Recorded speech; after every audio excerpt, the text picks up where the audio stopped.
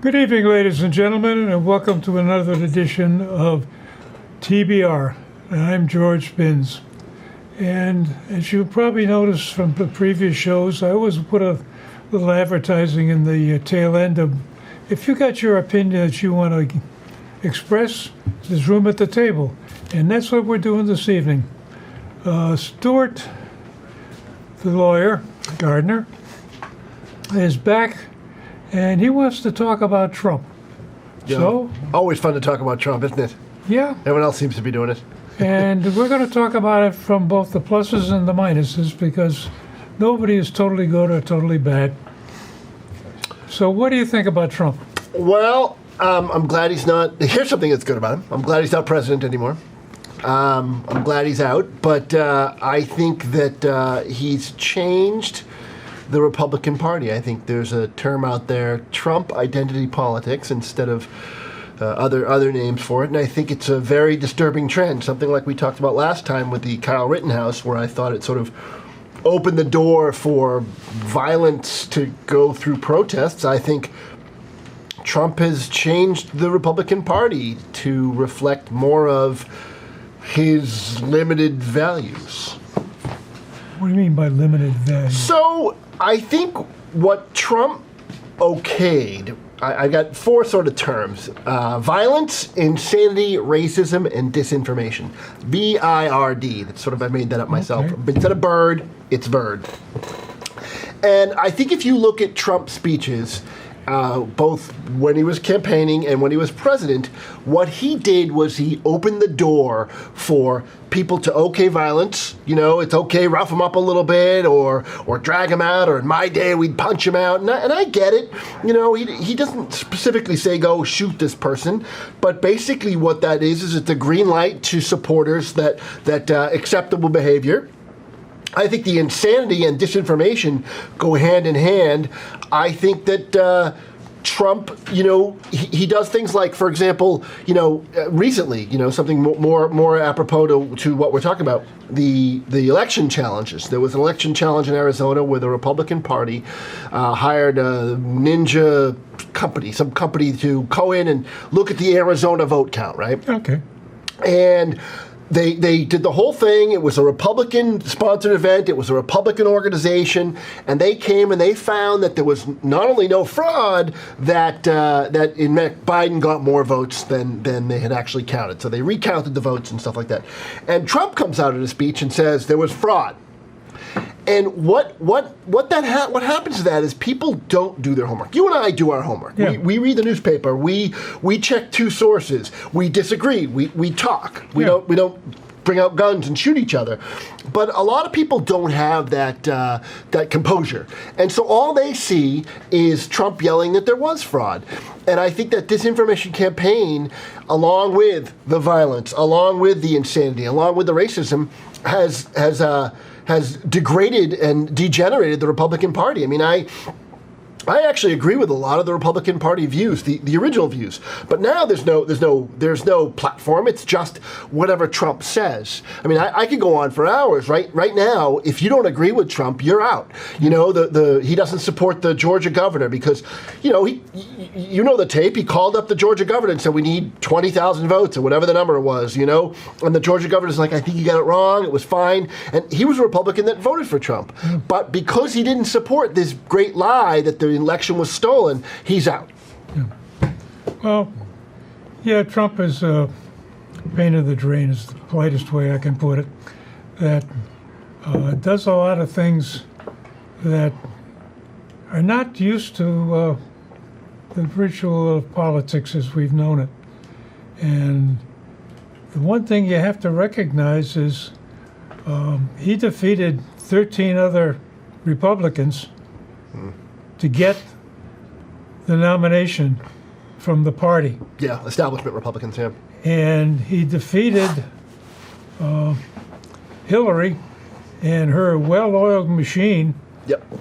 that should have rolled over him, and that they didn't. So I think what you're missing, and what I think is not really being covered very carefully, is there's a lot of changes going on. And I think the party's don't stand for what they used to stand for, on both sides. You think of Al Smith and the Democratic Party pre-Roosevelt time frame, and it was the party of the blue-collar workers. And that's who they stood up for, and the unions. And now the Democratic Party is now the party of the educated elite in the college campus crowd. So they've changed their character. And I think what Trump tapped into was the fact that nobody was supporting the working stiff who got stiffed when a lot of manufacturing jobs got shipped out of the country. And it's still happening to this day. And one of the ones that's really shocked me is about maybe 5-7 years ago, there's a YouTube video showing a Ford totally automated factory. The whole thing ran by itself. And somebody walked around every so often to make sure all the fuses were still in place. And where was it built? The backwoods of Brazil, not in this country. And recently, Ford again got a lot of help from the government to build a new factory. Where they build it? Mexico. So there is a problem in this country, a lot of problems in this country actually, that are not being addressed. And I think you have to give Trump some credit for the fact that he tried to work on some of these problems. Wasn't terribly successful, but nobody else seems to be working on it. You know, I'll say that he definitely tapped into a populist movement. The coast, the East Coast and West Coast, you know, we've grown our intellectual property, we've grown our biotechs, we've grown our finances. We were never much into manufacturing, and some manufacturing in Massachusetts and whatnot, but it was never the majority of what we did. Yeah. You know, it's interesting that you say that. My daughter goes to Oberlin, and I go to Elyria, Ohio, which is right next door. And it's literally, you know, if you think of a comparison, the size of the North Shore Mall and the Liberty Tree Mall, all abandoned, is where I stay in a hotel. Yeah. And it used to be a very bustling town, and I think Trump tapped into a whole genre of people that are unrepresented and forgotten. Yeah. But he tapped into them by lying, and he tapped into them by making false promises, and he tapped into them by getting them angry and dividing us. And I think, you know, it's almost like making a deal with the devil. I get it, you know, like the Democrats have fallen to the wayside. They've become the party of the rich elites, but now the Republicans are the party of, you know, the Proud Boys and the 3%ers and people that, you know, espouse hate instead of some sort of unity. And all Trump has done, and all he continues to do, which concerns me even more, is divide us and say, look, you know, these guys on the left, they don't care anything about you. Their states don't care about you. Their money doesn't care about you. We need to unite and go against them. And if it's not about fixing the country's problems, it's about hating the other side. Well, That taps into fundamental emotions that gets people to the polls, no doubt about it. And I think the analogous situation was when FDR was running for president. All the newspapers were Republican, and he had a problem getting some attention. So what did he do? He invented the fireside chat, right, as a way to avoid the newspapers. And to some extent, that's what Trump did, is he got people riled up and made wild statements and got the newspapers to talk about it in spite of themselves. And they spelled his name right, which is all that counts. Let me ask you this, George, and this is where we part ways. Yeah. I part ways with, you know, Elliot and Gail. This is where we part ways.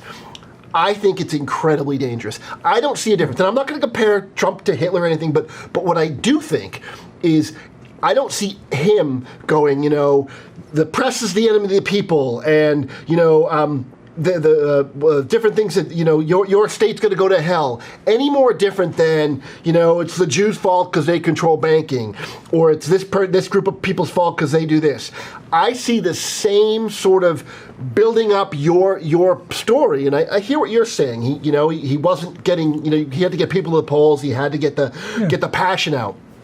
But, at what cost? Yeah. What's going to happen? What's going to happen in 2022 and 2024 when things don't go people's ways? What Trump has done is he's putting his people in place. He doesn't like the way Georgia did. He doesn't like the way Arizona did. He's going all these swing states and going, okay, who's going to tell the truth and who's going to lie for me? And does not the truth matter? Doesn't it matter that the 10,000 people that voted for Biden really did, or the votes were really counted correctly, or some other thing other than whatever this one guy says is the truth? Doesn't that matter? And it didn't seem to matter to any of the Republicans, and it drove me bonkers. Yeah, it's a problem where you can't get the truth hardly anywhere. And this is one of my fundamental problems that, as you started the show discussing how we have to go to several sources to try to figure out what the heck is really going on. And I think this whole idea of getting the truth out, and again, to the point you're making that, okay, there's the Proud Boys and a few other skinhead operations that are definitely aggressively on the right side. But at the same time, there's the Antifa, there's BLM, and there's a whole bunch of other operations on the other side that are just as aggressive. So my concern is there are these tail ends of the distribution of people that are getting fatter and fatter, with more radical people involved in them that want to do radical things. And there ain't nobody in the middle anymore. Yeah, we and agree we on get that. down to, trying to remember who said it, but all you find in the middle of the road is a yellow stripe and a dead armadillo. And that is the problem. Nobody wants to meet in the middle.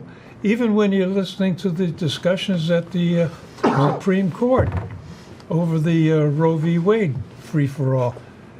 Again, you got Sotomayor coming up with all sorts of statements about, well, an unborn baby is just like somebody who's brain dead. This is a similar kind of thing, that you're not talking about the real science, the real events, and as a result, people just get a carte blanche, if you will.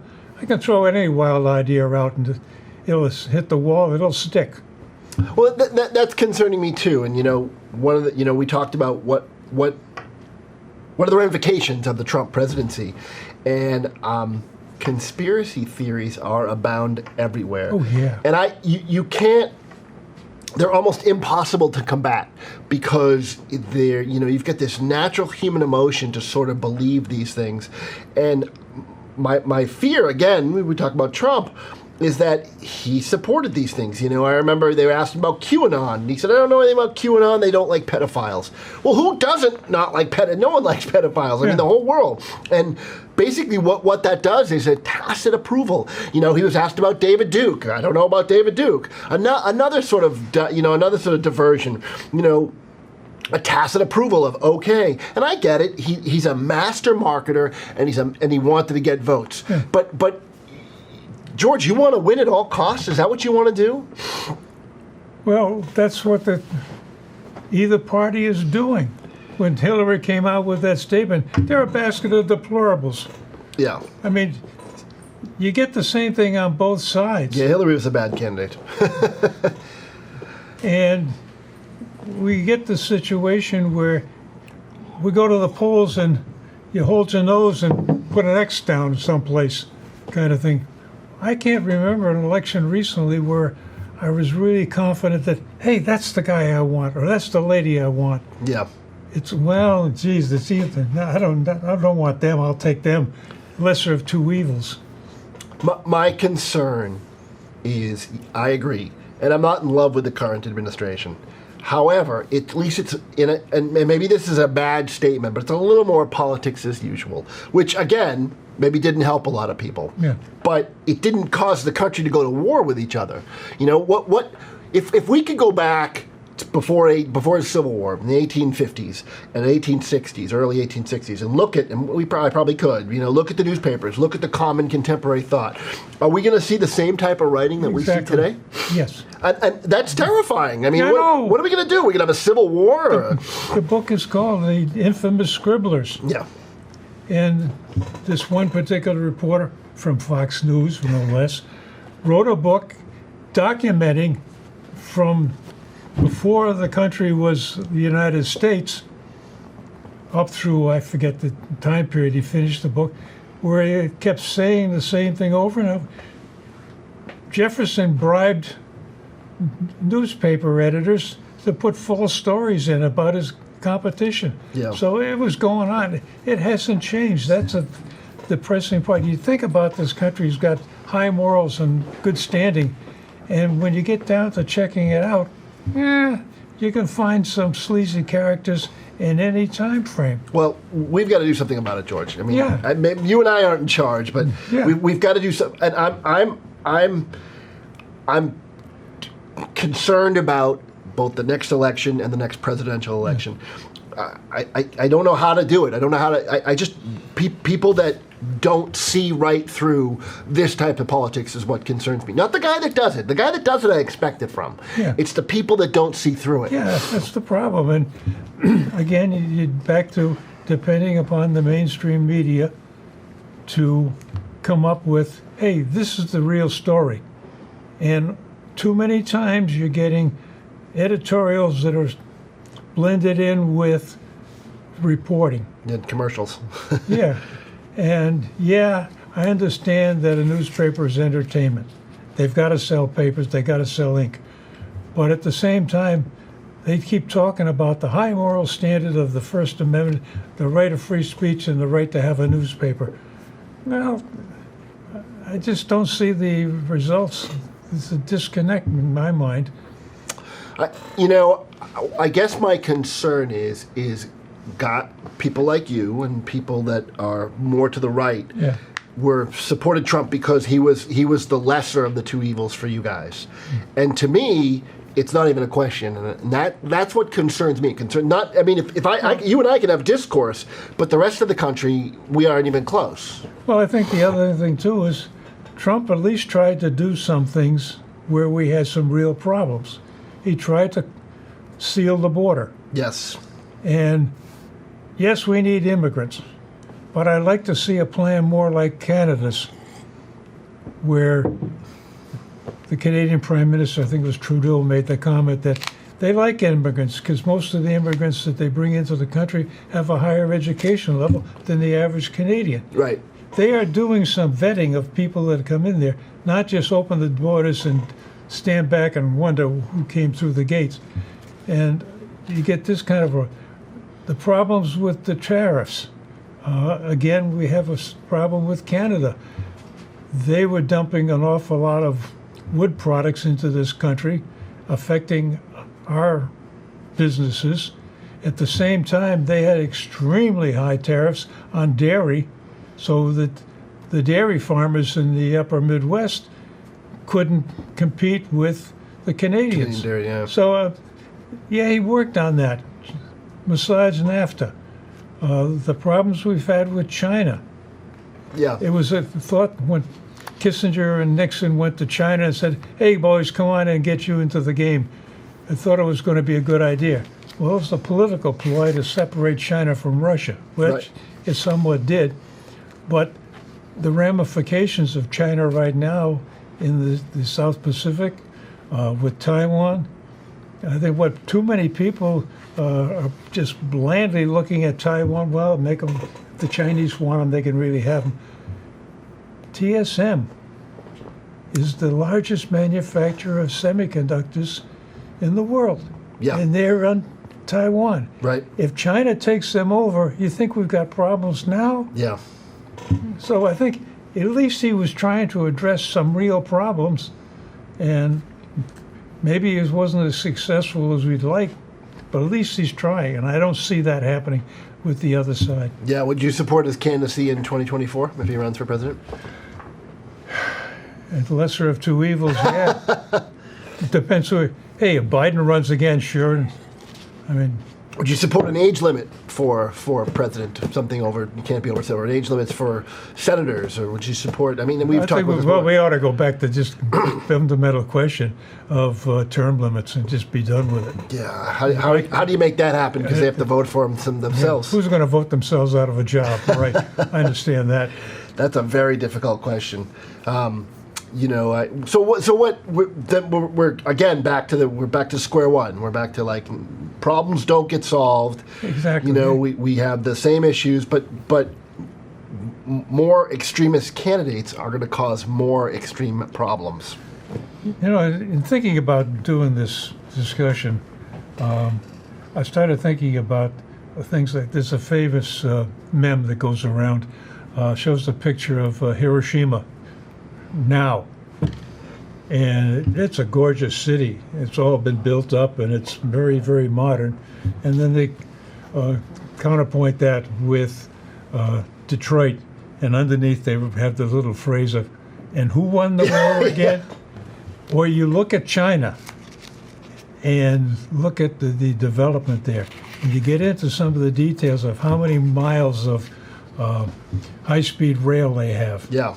And you think about it, they've been talking about a high-speed rail line running from Boston to D.C. Yeah. Forever. For 100 years. Yeah, and, well, we can't do it because the tracks aren't that good. And I can remember, this has got to be 20, 30 years ago, we're going to build a monorail. The only place I've ever seen the monorail is at Disneyland. That thing died away. Yeah. So there's a lot of ideas that are talked about, and nothing happens. It's much easier to get things done in an authoritarian regime because they don't ask anybody; they just do it. Yeah. But that's not what we want here, is it? I mean, it sort of goes back to our original premise. We don't. United States is an experiment. It's a melting pot of, Bill Murray said it. We're the mutts from every other world, every other country. Before we started the show, you started with that quote from Churchill. Yes. The quote was, the problem with capitalism is the unequal distribution of wealth, while the problem with communism is the equal distribution of misery. Yeah. And somewhere in between there is a need for some degree of big government. Yeah. Not necessarily authoritarian, but big government that does something. The last time I remember big government do anything was Eisenhower and his highway program. Well, I think Biden's trying to do something. I mean, he originally wanted a $5 trillion plan. I think it was the first number that they put out there, which is just some unfathomable number. And I get it. Who's going to pay for all this stuff? And everyone gets concerned about all that. But, there's not one Republican that's willing to vote for it. I mean, a bunch of Republicans voted for the $5 billion plan was a lot of project programs to essentially bail out people everywhere. Well, they want to give daycare to people. They want to do pre-K kindergarten. Yeah. They want to do... Yeah, I mean, there's a lot of social programs in there, and it's not improving the country. Yeah. I mean, I tend to disagree, but okay, keep going. Yeah, but again, I'm looking at things from a hard point of view. We had a major improvement in the country, I think, because of the highway program, and Eisenhower slipped it in. Sure. And he told everybody, well, if we ever go to war, we got to move the troops around, so we need highways to move the troops. Sure. And made it happen. And I think that's somewhat of what Trump was doing with the wall. He says, hey, we got to protect the country. We need a wall. We can use the defense budget money to build a wall. Yeah. And he got away with that for a while, and then they shot him down on that one. Yeah. I'm never a big wall fan. No.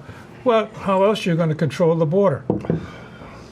We have the technology. I don't think we have the wherewithal, the want to control the border. I think the technology exists. I don't think either side wants it because... that's the other thing that bugs me about the progressive liberal approach. We got the technology to do that. We had this discussion a while back with one of the local politicians about this, bringing the cable down from Canada with the hydropower, electricity. And, well, how are we going to do it if you can't string a cable through a forest, which is what They need to they do. voted down in Maine? Sure. And, oh, we'll just bore a hole up to Canada. Yeah. Yeah. You got any idea what that really takes to do? Yeah. How many years did it take them to dig the tunnel? They bored a hole from both sides 15. and met in the middle. 15. You know, I mean, yeah, there is technology there, but some of it gets to the point of being unfathomable. Well, if you want renewable energy, the reality is you need an extension cord, very long extension cord going from wherever you're getting it from. So, Yeah. Well, really, what you need is batteries because you got to fill in the or batteries to charge it and stuff Yeah. like that. So anyway, we've gotten down to the point of the last few minutes, and you ready to vote for Trump now? I don't see why people don't see right through them. Here's the thing. I like some of the ideas, but I'm unwilling to sell my soul to the devil so I can get, some sort of progress in the world. Well, that's the definition of transparency in government. You can see right through them. I don't understand, and I want you to watch what's going, and I'm sure you do. Yeah. Watch what's going on over the next 6 months, a year. They're not supporting, middle of the road candidates. They're getting far to the right, far to the left. It's just going to get worse. Well, that's sort of the point I was making early on. The tails are getting fatter and fatter with more radical people. There's Yeah. nobody in the middle. Anyway, ladies and gentlemen, we've come to the end of this fun time we have. And once again, my little commercial about, hey, if you want to express your opinion, we can make room at the table for you too. And thanks for watching, and stay tuned. We'll do more of these.